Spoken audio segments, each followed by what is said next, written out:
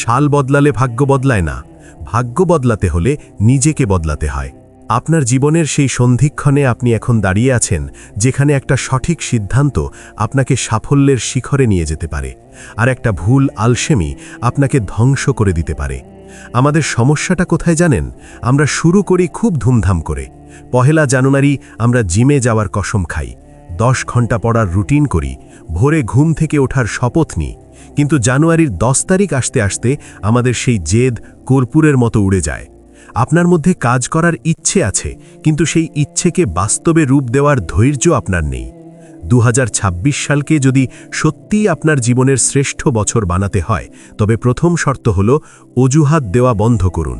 আমরা সব সময় বলি সময় নেই, অথচ দিন শেষে আমরা ঘন্টার পর ঘন্টা মোবাইলের স্ক্রিনে তাকিয়ে অন্যের জীবন দেখে আফসোস করি। ভাবুন তো, যে সময়টা আপনি অন্যের লাইফস্টাইল দেখে দীর্ঘশ্বাস ফেলছেন, সেই সময়টা যদি নিজের দক্ষতা তৈরিতে দিতেন, তবে আজ আপনি কোথায় থাকতেন? 2026 সালে আপনার প্রথম লক্ষ্য হওয়া উচিত ফোকাস। ফোকাস মানে শুধু কাজ করা নয়, ফোকাস মানে অপ্রয়োজনীয় সব বিনোদন এবং সব আড্ডাকে না বলতে শেখা। মনে রাখবেন, সস্তা বিনোদন আপনাকে সাময়িক আনন্দ দেবে, কিন্তু কঠোর পরিশ্রম আপনাকে আজীবন সম্মান দেবে।